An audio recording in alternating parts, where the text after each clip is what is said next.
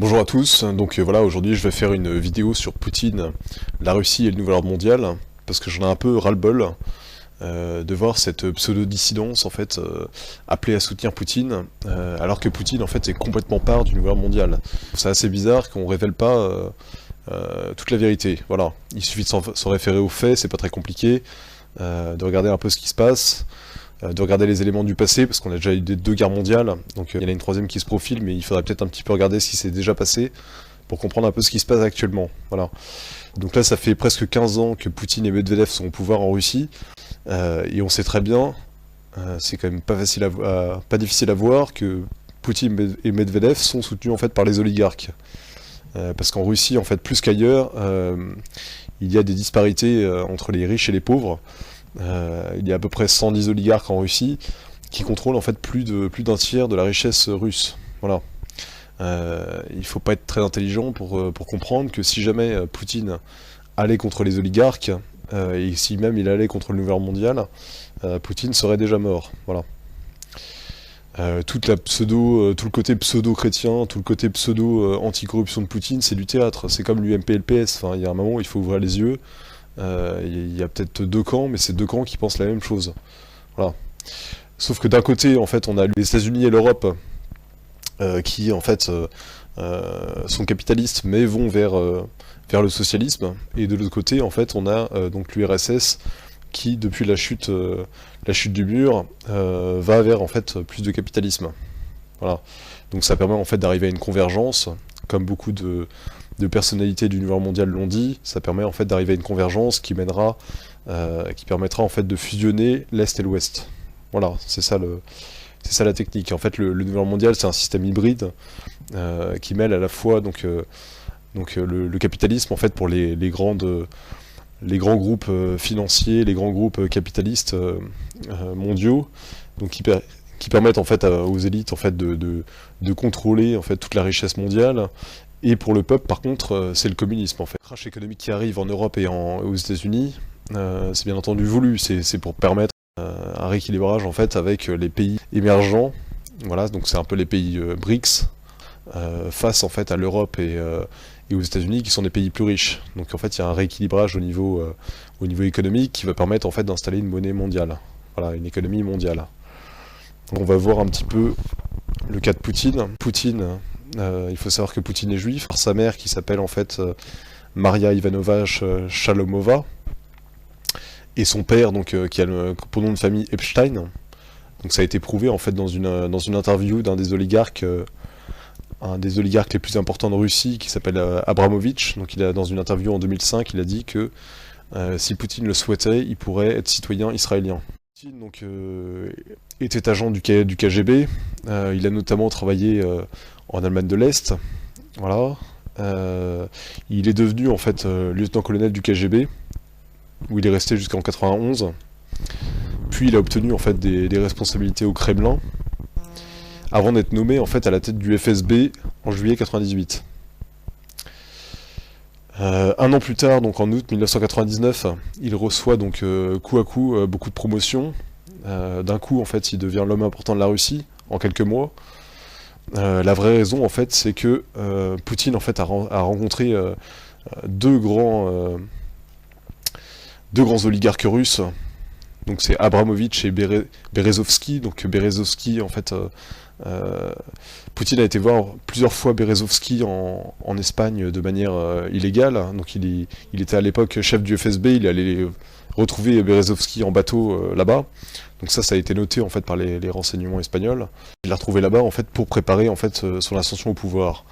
Berezovsky, qui avait déjà mis au pouvoir Helsinki, donc demande à Helsinki de déposer le pouvoir, de quitter le pouvoir en faveur de Poutine. Donc c'est ce qu'il fait le 31 décembre 1999, alors que tous les Russes s'attendaient à ce que le président leur souhaite des vœux de bonne année. Le président Helsinki annonce qu'il quitte le pouvoir et qu'il donne ce pouvoir, donc le pouvoir présidentiel, à Vladimir Poutine. Quelque chose d'intéressant à noter, c'est que 10 jours avant que Poutine prenne le pouvoir, donc c'était en décembre 99, le 20 décembre je crois, donc Poutine, en fait, face à une assemblée du FSB, a déclaré que le FSB attendait depuis longtemps de prendre le pouvoir et que maintenant c'est chose faite. Donc en fait il a dit ça devant le FSB, donc 10 jours avant de prendre le pouvoir, alors que donc personne ne savait encore qu'il allait prendre le poste présidentiel en Russie. Группа сотрудников ФСБ, направленные вами в командировку для работы под прикрытием правительства, на первом этапе со своими задачами справлялись. Les oligarques ont aidé en fait le FSB à prendre le pouvoir. Voilà. Poutine a donc été président 2 fois, de 2000 à 2008, parce qu'en fait il y a une règle en Russie qui oblige à partir en fait après 2 fois. Donc il est devenu Premier ministre ensuite, il était Premier ministre de Medvedev, puis il a été réélu donc en 2012 jusqu'en 2018. Voilà. Alors, que faisait Poutine au KGB? Donc en fait il était dans le 5e département. Donc le 5e département du KGB, c'est le département responsable de la suppression des dissidents à l'intérieur de la Russie. Donc voilà, faut bien comprendre que Poutine a du sang sur les mains, enfin c'est pas anodin. D'ailleurs ça a été vérifié avec le meurtre de Litvinenko, donc c'est un ancien agent du FSB. J'ai une citation intéressante de Konstantin Preobrazhensky, donc c'est aussi un ancien agent du FSB, donc il a dit ça le 27 novembre 2006 à CNN.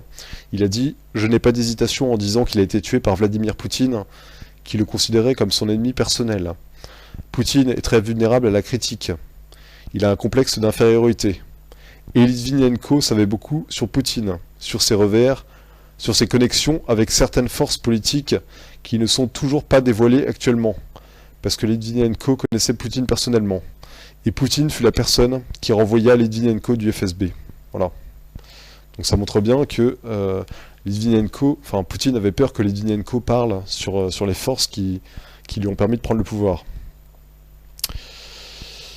Il n'y a rien d'étonnant à noter sur le fait que plus de 90% des hommes politiques et de l'administration de Poutine viennent justement des services de sécurité et des services secrets, donc notamment le KGB et le FSB. Voilà. Intéressant à noter aussi le fait que Kissinger et Poutine sont des très bons amis de longue date. Donc voilà, Kissinger vient souvent rencontrer Poutine. Ça se passe à huis clos, donc on ne sait pas exactement ce qu'ils disent. Bon, on sait très bien tous que Kissinger fait partie de toute la clique du Nouvel Ordre mondial. Enfin, c'est un secret pour personne. C'est quand même intéressant de voir voilà, qu'il rencontre souvent Poutine. Voilà. Poutine a fait passer aussi une loi contre le négationnisme, donc contre les personnes qui critiquaient la Shoah. Il a fait passer une loi aussi, donc la même loi qui oblige en fait les gens à se plier aux décisions de Nuremberg. Et il a ajouté dans cette loi que donc il y aurait en fait des amendes et des peines pour les gens qui transmettraient des mensonges concernant l'histoire de l'URSS, donc voilà, pendant que la Russie était l'URSS. Donc voilà, ça montre bien que Poutine souhaite que les gens respectent l'URSS et le communisme. Voilà, c'est assez étonnant. Et donc ça permet en fait de museler la dissidence là-dessus, voilà. Donc une question importante, est-ce que Poutine est franc-maçon? Voilà. Donc bon, ça... Si on regarde un petit peu les images de Poutine et qu'on connaît un petit peu les gestes de la maçonnerie, on remarque que Poutine fait souvent des gestes en fait maçonniques. Et on l'a également vu plein de fois faire des poignées de main maçonniques. Voilà. Et ensuite, l'information a été confirmée par Richard Tomlinson, donc c'est un ancien agent du MI6, donc qui a travaillé avec Poutine, donc du temps où Poutine travaillait en Allemagne de l'Est. Et donc il a dévoilé, donc il a écrit un livre donc sur ses actions au sein du MI6, et il a révélé notamment que Poutine était un agent double du MI6, donc il travaillait donc également pour les services anglais, ce qui n'est pas étonnant étant donné que les services anglais sont en fait derrière le Nouvel Ordre mondial. Voilà. Et il a déclaré aussi que Poutine était un maçon de l'Arche royale. Donc je vais parler rapidement de la maçonnerie de l'Arche royale. Donc elle est caractérisée par le symbole que vous voyez actuellement à l'écran, c'est-à-dire un triangle avec à l'intérieur un triple tau. Donc qu'est-ce que c'est que le triple tau? le tripleton, en fait, ça représente les 3 pouvoirs du juif, c'est-à-dire que le juif à ce degré est considéré comme à la fois roi, prêtre et prophète. Donc à partir de là, en fait, il se met en fait en compétition avec la Trinité catholique, donc le Père, le Fils et le Saint-Esprit. Donc ça montre bien à quel point c'est à ce degré en fait le satanisme commence à être révélé en fait aux francs-maçons. Le mot de passe de ce degré est Jabulon. Donc Jabulon qui veut dire Yahvé, Baal, donc le dieu des Cananéens, et Osiris, donc le dieu du monde souterrain égyptien. En fait, qui n'est autre, Jabulon n'est autre que Satan en fait. Le vrai nom de Dieu donc doit être caché à ce degré. C'est pour ça que le symbole, le signe de ce degré en fait est la main cachée dans la veste. Donc c'est pour bien montrer aux maçons qu'il doit taire le nom de Jabulon. C'est un dieu secret. Voilà. La question qui est posée en fait lors de l'initiation du maçon de l'Arche Royale est donc êtes-vous un franc-maçon de l'Arche Royale? Et donc la personne qui veut se faire initier répond je suis celui qui suis. Donc cette phrase c'est très grave parce que c'est le nom en fait révélé par Dieu au Mont Sinaï à Moïse. Donc en fait le franc-maçon en disant ça dit qu'en fait il est lui-même Dieu. En fait il s'oppose à Dieu. Voilà, parce qu'il se dit Dieu. Voilà. Donc c'est pas étonnant que Poutine ait été initié au grade de la franc-maçonnerie. On sait très bien que les services secrets russes ont été infiltrés par la franc-maçonnerie, ainsi que les hauts grades en fait du pouvoir soviétique. On sait qu'ils étaient tous francs-maçons. D'ailleurs, c'est prouvé en fait dans un reportage qui se base sur des archives qui ont été récupérées lors de la chute de l'Union soviétique. C'est des archives qui ont été achetées au KGB. Donc à partir de là, à partir du moment où en fait on a la preuve dans les archives, je pense que c'est assez incontestable. Un moyen efficace de contrôler un gouvernement serait d'infiltrer ses services secrets. Les récentes révélations émanant des dossiers du KGB donnent un aperçu sans précédent de la situation. Maintenant que la guerre froide est terminée, des informations confidentielles sortent en fraude des coffres étroitement surveillés de ce qui fut l'Union soviétique. Les documents confidentiels que nous avons obtenus nous font une révélation effrayante et prouvent que les Illuminati ont bien infiltré l'Union soviétique et le KGB. Ces communiqués entre 2 agents haut placés du KGB se réfèrent au premier illuminé, Adam Weishaupt en personne. Ils poursuivent en faisant allusion à une relation avec 2 anciens dirigeants de l'ex-URSS, Joseph Staline et Nikita Khrouchtchev. Notre mission, qui consiste à placer des agents au sein du Vatican, est un objectif que Weishaupt, notre fondateur, a évoqué il y a 200 ans. Staline et Khrouchtchev ont tous deux essayé sans succès, mais cette fois je suis certain que nous pouvons y parvenir.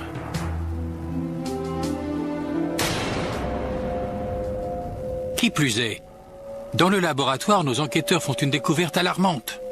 Un agrandissement du document révèle qu'un point quasiment imperceptible à la fin de la dernière phrase de la page est en réalité un sceau.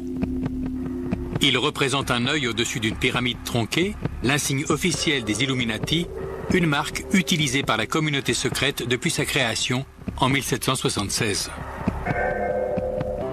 Bien qu'étant le service de renseignement le plus connu, le KGB n'est pas la seule entité d'espionnage de l'ex-URSS. Tout aussi imposant mais encore plus confidentiel, le GRU s'occupe des renseignements militaires, une organisation que la communauté secrète s'est donné beaucoup de mal à infiltrer.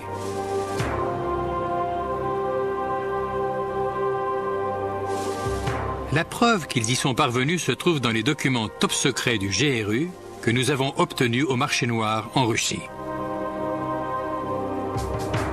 Ces documents contiennent les ordres d'un agent dont l'activité de journaliste à Washington sert de couverture. Une fois de plus, la signature des Illuminati apparaît sous la forme d'un point de ponctuation qui, une fois agrandi, représente la pyramide coiffée de l'œil. Maintenant, on va un peu étudier Dimitri Medvedev. Donc Dimitri Medvedev, c'est quand même la personne avec Poutine qui forme le tandem au pouvoir depuis 15 ans. Donc en fait, Dimitri Medvedev a aussi une mère juive. Voilà, sa mère a été vue plusieurs fois donc à la synagogue de Moscou, donc il n'y a aucune question à avoir là-dessus. Ce qui est marrant, c'est que, étant donné que c'est pas très bien vu d'être juif au pouvoir actuellement, en Russie, vu ce qui s'est passé avec le communisme, où comme l'a dit Poutine, 80% des chefs communistes étaient en fait des juifs, vu que c'est mal vu, en fait, Medvedev a démenti en disant non, je suis arménien, nanana. Et ce qui est drôle, c'est que les Arméniens ont immédiatement démenti en disant que non, Medvedev n'était pas un Arménien. Donc sur Medvedev, il y a aussi un autre élément intéressant à rapporter. C'est à la fin du G8, donc un G8 qui s'est passé en Italie. Donc à la fin du G8, le 10 juillet 2009, Medvedev a présenté en fait un exemplaire de la monnaie mondiale en disant que voilà, le G8 travaillait à l'installation d'une monnaie mondiale et donc qu'ils étaient fiers de travailler là-dessus, que la devise était unité dans la diversité. Donc voilà, ça montre bien que la Russie travaille avec les grandes nations du G8, dont la France, dont les États-Unis, pour en fait faire advenir une monnaie mondiale. D'ailleurs, ça a été confirmé plus tard par Medvedev, puisqu'il a dit au Forum économique international de Saint-Pétersbourg le 18 juin 2010, donc je cite, « Nous vivons vraiment un moment unique, et nous devons l'utiliser pour construire une Russie moderne, prospère et forte, une Russie qui sera cofondatrice d'un nouvel ordre économique mondial. » Donc voilà, il dit cofondatrice, ça veut dire qu'il travaille main dans la main, c'est clair. Voilà. Bon, maintenant je vais parler un petit peu de l'église orthodoxe, parce qu'il y a beaucoup de gens qui disent oui, mais Poutine, quand même, c'est un chrétien, Poutine, il défend les chrétiens, voilà, il est pour... c'est un conservateur, voilà, c'est quelqu'un de bien. Je vais vous montrer un petit peu ce qui se passe vraiment. Donc alors... donc qui est le chef de l'église orthodoxe? Donc actuellement, donc en fait c'est le patriarche Cyril depuis février 2009. Ce qui est intéressant, c'est qu'en fait, dans les archives soviétiques qui ont été révélées, on a appris que c'était un agent du KGB, tout comme son prédécesseur Alexei. Voilà, Alexei, il avait comme nom de code Drozdov, et le nom de code du patriarche Cyril, donc le patriarche actuel, c'est Mikhailov. Voilà. Donc les deux sont des agents du KGB. Voilà. Ce qui est marrant, c'est que les deux autres candidats qui ont été présentés lors de l'élection face au patriarche Cyril, donc ils étaient 3 candidats, étaient donc les 3 étaient en fait les 3 candidats étaient donc des anciens, des agents du KGB. Voilà, je vais faire un petit lapsus, j'ai dit des anciens, c'est marrant de noter que même Poutine lui-même disait qu'en fait on ne quitte jamais le KGB, on quitte le KGB que les pieds devant. Donc ça montre bien, quand on a un officier du KGB, c'est jusqu'à la mort, c'est pas comme ça on arrête parce que l'URSS s'est effondré, c'est jusqu'à la mort. Voilà. Donc c'est intéressant de noter que le patriarche Cyril donc, est très œcuménique, voilà, donc en fait il pousse vers une religion mondiale. C'est pas quelqu'un qui vit dans la pauvreté, étant donné que le Moscow News a dévoilé sa richesse à environ 4 milliards de dollars. Donc il a gagné sa richesse principalement grâce à l'import de cigarettes. D'ailleurs il y a eu des scandales, beaucoup de scandales à propos du patriarche, notamment pour une photo où on le voyait avec une montre à 30 000 euros. Donc bon, il a essayé de photoshopper la photo, mais bon, c'était trop tard. On sait aussi qu'il a une villa en Suisse. Enfin, c'est quelqu'un qui vit vraiment très bien. Voilà. Il faut noter aussi que c'est un des créateurs de la théologie de la libération, donc qui a été dénoncé d'ailleurs par le cardinal Ratzinger, donc qui est devenu ensuite Benoît XVI. Donc la théologie de la libération qui s'est implantée en Amérique du Sud, donc c'était un moyen de subversion soviétique. C'est-à-dire qu'en fait c'était un mélange en fait de communisme, de lutte des classes et de pseudo-religion. Donc en fait c'était un moyen de retourner en fait le peuple vers le communisme. Voilà. Donc ce patriarche est un des fondateurs de cette théorie. On peut noter aussi qu'en 1975, donc le patriarche Cyril a nié et condamné la lettre d'un confrère russe qui parlait de persécution de chrétiens en URSS. Voilà. Donc c'est quand même Ça montre bien que cette personne est complètement vendue au pouvoir et qu'elle est là juste en fait pour donner une bonne image à Poutine, voilà, c'est du décor, c'est du semblant, voilà. Maintenant qu'on a vu le côté chrétien, on va voir le côté juif. Donc une des personnes les plus proches de Poutine s'appelle Berel Lazar, donc c'est un rabbin Lubavitch. Il a été introduit donc en Russie par le KGB. Et ce qui est intéressant à noter, c'est qu'en fait il est italien d'origine, il a vécu aux États-Unis. Lorsqu'il était aux États-Unis, il a soutenu Bush pendant les élections. Voilà. Et donc en 96, donc le rabbin Berel Lazar est opposé à Vladimir Goudinsky, donc qui est créateur du Congrès juif de Russie. Et donc comme c'est un oligarque, il est propriétaire aussi d'une grande partie des médias. Et il a d'excellentes relations avec la diaspora juive des États-Unis ainsi que de Grande-Bretagne. Voilà. Donc en fait, ce que fait le rabbin Lubavitch, c'est qu'il supporte Poutine à l'étranger, en fait. Il fait une propagande pro-Poutine. Et en fait, il est présenté donc à Poutine par deux oligarques, donc Berezovsky et Abramovich. Donc c'est toujours les mêmes, ceux qui ont permis en fait à Poutine de prendre le pouvoir.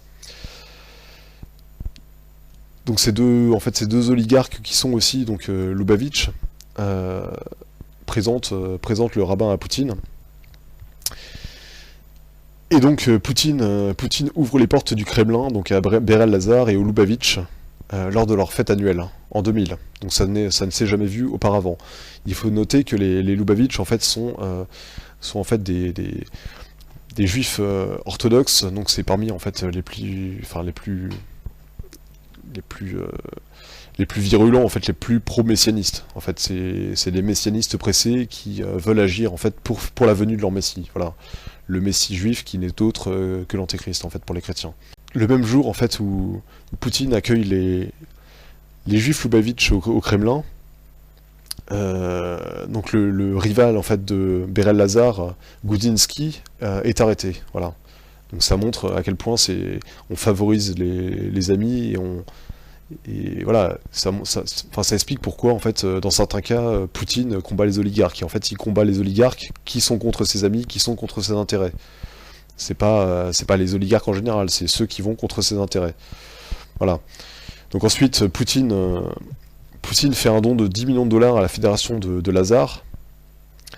Donc en septembre 2000. Donc c'est un don. C'est pas avec l'argent personnel de Poutine, hein. Même s'il est très riche, c'est pas avec son argent, c'est avec l'argent du peuple.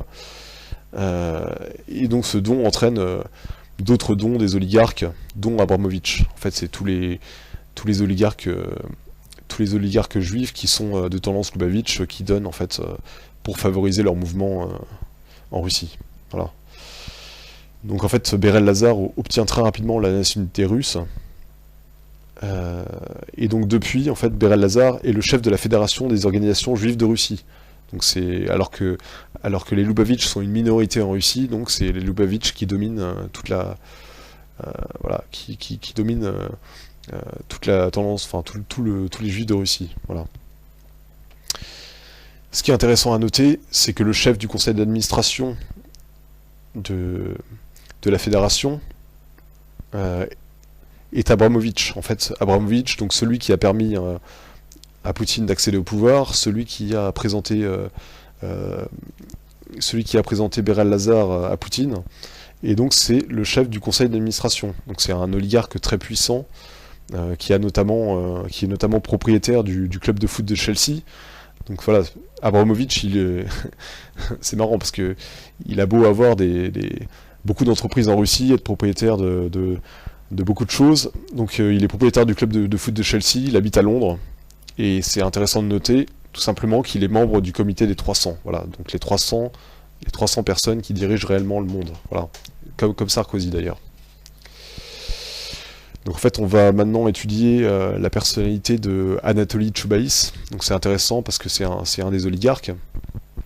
Un des oligarques qui a été cité par Marie Laforêt, en fait, comme faisant partie d'une organisation criminelle disposant de 250 fois le budget de la France. Donc c'était... voilà, elle a dit ça en 2002. Mais quoi qu'il en soit, aujourd'hui, j'ai enfin la possibilité, après 8 ans, de dire ce à quoi nous avons tous à faire face, tous ici, nous les Français, nous avons à faire face à une organisation extraordinairement dangereuse et le gouvernement ne peut rien y faire. Une organisation, appelons ça une organisation, qu'il y a une organisation criminelle qui, en ce moment, a à peu près à sa disposition 250 fois le budget de la France. Ouais. Vous citez le nom de Gobi et le nom de Mimran. Comment on veut des Français, nous? Et alors, ce pas des Français, bien sûr que ce sont des Français. Je Je me voudrais fais, en rajouter 2. Ouais. Choubaïs. Ouais. Choubaïs. C'est français, ça aussi? Non, ça c'est russe. D'accord. Et Morishita, c'est japonais. Ouais. D'accord. Donc cette personne, Anatoly Choubaïs, est d'origine juive déjà. Il a une fortune d'environ $1 million, $1 milliard. Donc c'est quand même quelqu'un qui est pas pauvre. Donc c'est une figure incontournable en fait de la politique intérieure russe depuis la chute de l'URSS. C'est-à-dire que c'est quelqu'un qui a été très importante sous Gorbatchev, sous Eltsine, sous Poutine, sous Medvedev. C'est quelqu'un qui a permis en fait, la fausse transition économique en fait, qui a permis en fait aux oligarques de profiter de prendre tous les pouvoirs, toutes les places importantes en Russie. Donc en fait, de 2001 à 2008, il est président du monopole national de distribution d'électricité. Donc voilà, c'est un monopole national. Ça veut dire que c'est russe, c'est quelque part où on met pas n'importe qui. Enfin, c'est forcément le pouvoir a forcément son mot à dire là-dessus. Ensuite, depuis septembre 2008, donc il dirige le conglomérat d'État Rusano, donc chargé du développement de nanotechnologie en Russie. Donc cette décision de le placer là a été prise par Medvedev. Ça montre bien que le pouvoir en fait soutient cette personne. Enfin, c'est pas une personne opposée au pouvoir, c'est évident. C'est une personne de confiance. Voilà. Maintenant, je vais montrer un peu son côté un peu plus obscur encore. En plus du fait qu'il a été cité par Marie Laforêt. Donc alors, il est membre du conseil consultatif de JP Morgan depuis 2008. Voilà. Et membre du conseil d'administration mondial du Council on Foreign Relations, donc du CFR, depuis octobre 2012. Et il a été présent à la réunion Bilderberg en 2012. Donc voilà, ça fait quand même beaucoup. Enfin, c'est quand même marrant que d'un côté, cette personne est censée travailler pour les intérêts russes, mais d'un autre côté, participe à toutes les réunions pro-atlantistes et à toute la... Enfin, si soi-disant ces deux côtés sont l'un contre l'autre, comment ça se fait que cette personne soit des deux côtés? Enfin, il y a quelque chose qui cloche, voilà. Mais c'est pas le seul dans son cas. Hein. J'ai trouvé une dizaine d'oligarques russes qui ont participé au Bilderberg, et j'ai trouvé 6 personnalités russes, 6 oligarques qui sont membres du comité des 300. Là, on parle d'oligarques qui gagnent qui ont une fortune entre 10 milliards et 20 milliards. Enfin, c'est vraiment des gens très très très riches. Hein. Enfin, c'est pas n'importe qui. Maintenant, je vais parler un petit peu de l'Eurasie. Donc voilà, l'Eurasie, c'est censé, pour certains dissidents, être le panard. Enfin, je vais vous expliquer pourquoi c'est pas du tout dans notre intérêt. En fait, l'Eurasie, c'est un des noms qu'a choisi Orwell dans son livre 1984 pour désigner donc les 3 continents. Donc les 2 autres, c'est l'Océania et l'Estasia. Dans son livre, en fait, l'Eurasie est dirigé par par le néo-bolchevisme, donc c'est exactement en fait ce qui se passe maintenant. Voilà. Donc en fait c'est juste un des blocs continentaux. Enfin c'est la technique des élites en fait au lieu de directement en fait passer des pays à une union de tous les pays en un gouvernement mondial, en fait ils y vont par étapes, c'est-à-dire qu'ils font plusieurs grands blocs continentaux pour fusionner ensuite ces blocs. En fait c'est l'étape où on est actuellement. C'est pour ça qu'on parle beaucoup du marché transatlantique, du marché transpacifique, de l'ALENA, du Mercosur, de l'Union Européenne, des BRICS. Voilà, l'Eurasie c'est juste un des blocs supplémentaires, ça permet de brouiller les cartes des nations, ça permet de faire croire que les nations s'est dépassées. Voilà, c'est juste ça. Donc cette théorie géopolitique, en fait, c'est surtout Dugin qui est connu pour en parler. En fait, c'est beaucoup plus ancien. En fait, Dugin, pour moi, c'est un Brzezinski russe. C'est-à-dire que c'est un théoricien de la lutte contre de l'atlantisme, alors que de l'autre côté, on a un Brzezinski qui est théoricien de l'expansion atlantiste. Moi, personnellement, ça me rappelle beaucoup la Deuxième Guerre mondiale, où on avait deux camps qui étaient inspirés d'un côté par Marx, donc pour le côté russe, et d'un côté par Nietzsche pour le côté allemand. Enfin, voilà. C'est-à-dire qu'on avait, à chaque fois, c'est des feux théoriciens qui viennent en fait donner une idéologie pour permettre en fait aux gouvernants d'être suivis par la foule. Voilà, c'est un peu pour vulgariser l'idéologie et être suivi, enfin permettre une propagande plus importante et plus ciblée sur le peuple. Voilà. Moi, j'ai noté aussi personnellement que le symbole du mouvement eurasiatique de Dugin était donc une étoile à 8 branches. Donc c'est un symbole occulte connu qui est appelé l'étoile du chaos. Donc c'est quand même marrant de choisir un symbole occulte comme ça. On sait également que le parti eurasiatique est financé par le Kremlin et que Poutine est très proche de Dugin. Voilà. Il faut noter aussi que ce qu'a dit Dugin dans une de ses interviews, donc il dit qu'en fait il faut une grande mission pour la Russie, et qu'en fait cette grande mission est que la Russie envahisse l'Europe. Voilà. Depuis de nombreuses années, je réfléchissais au problème de l'idée nationale. Et récemment, en analysant des événements qui se déroulent dans le monde, en visitant de nombreux pays européens, j'ai eu une idée comment résoudre ce problème de l'idée nationale. Je vais l'exprimer ici en tant que proposition ou comme une hypothèse, et ce sera à la société et en premier lieu à l'État d'en juger, de l'admettre ou de la rejeter. L'idée est la suivante. Nous devons envahir l'Europe, la conquérir et l'annexer. Par ailleurs, nous avons déjà une expérience d'une telle expansion en Europe. Lors de la période soviétique, lorsque nos partis communistes, comme le Troisième International, le Comintern, le Communiform, faisaient de très bons résultats d'infiltration au sein de parlementaires de pays européens. Oui, c'était un instrument de notre politique étrangère. Aujourd'hui, les temps ont changé et nous ne sommes plus un pays communiste. Cependant, rien n'empêche qu'on se trouve de nouveaux alliés.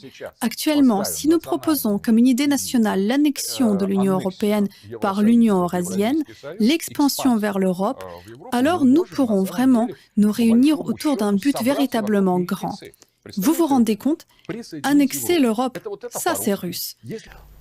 Je l'expliquerai plus longuement dans une autre vidéo, mais en fait ce plan-là, c'est le plan du KGB, c'est un plan à long terme. Et en fait,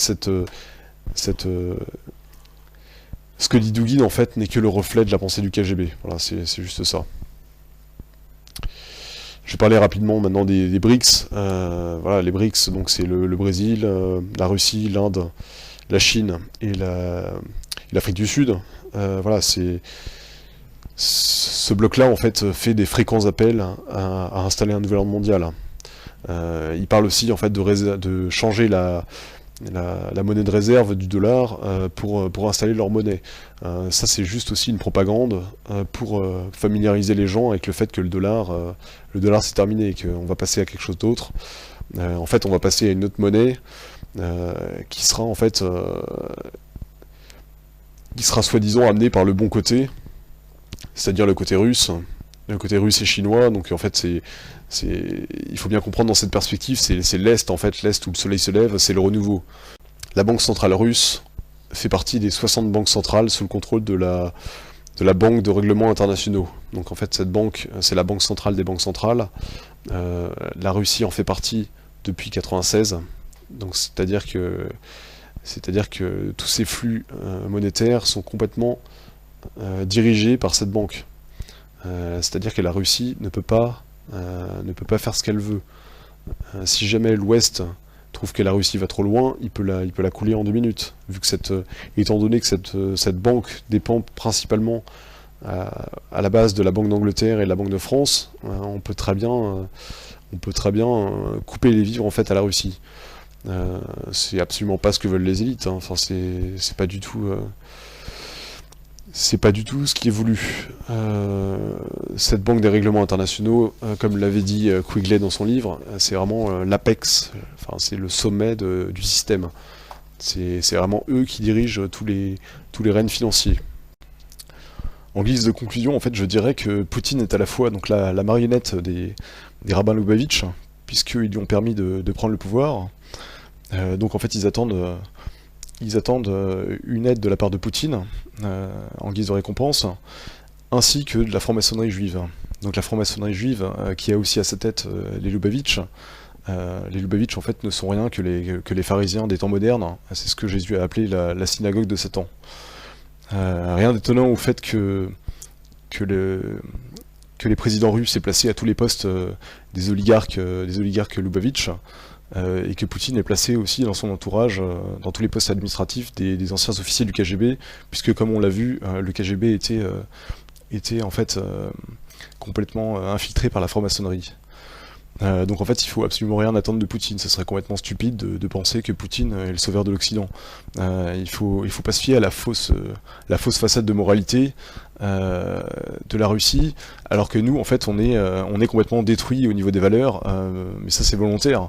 C'est une subversion, une démoralisation en fait communiste qui agit avec l'aide de la franc-maçonnerie en Occident. Donc d'un côté, en fait, on détruit l'armée, on détruit les mœurs.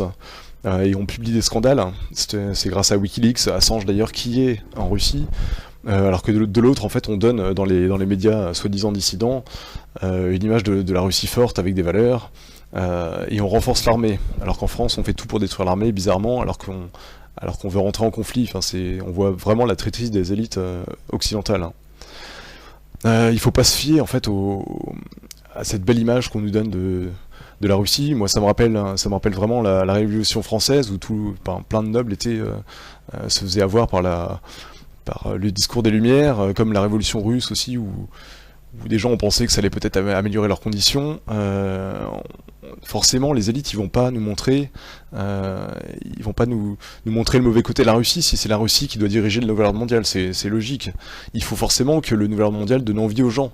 Donc c'est pour ça que en fait l'ancien ordre mondial, donc l'Occident, qui se fait détruire parce qu'il est chrétien et que c'est l'ennemi des Juifs, est déprécié. Donc en fait on montre une Russie complètement forte et largement supérieure à l'Occident, parce que justement le but c'est d'écraser l'Occident.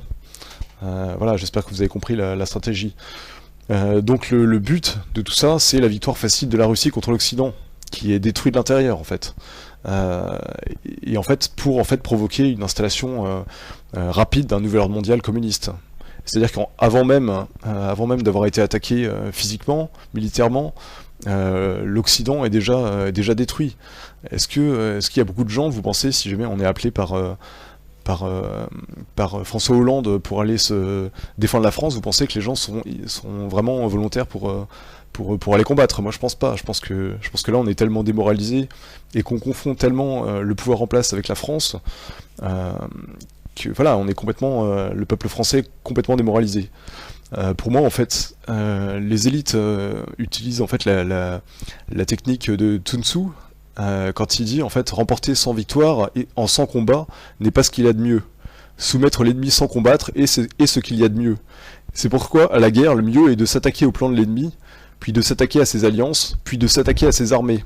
Le bon stratège soumet l'ennemi sans combattre, s'emparer des villes ennemies sans les attaquer, détruit le pays ennemi sans mener d'opérations prolongées. Il doit lutter pour la possession du monde, de manière à ce que le courage de ses soldats ne s'émousse pas, et que tout soit à son avantage. Ceci est l'art de l'offensive par les plans. Voilà, comme je l'ai montré, les Russes ont un plan qui correspond en fait, c'est le plan du KGB, c'est le plan du KGB franc-maçon. Donc voilà, Poutine suit vraiment le plan franc-maçon. Voilà. Je vous remercie d'avoir écouté cette vidéo et j'espère en refaire une autre bientôt. Merci à tous.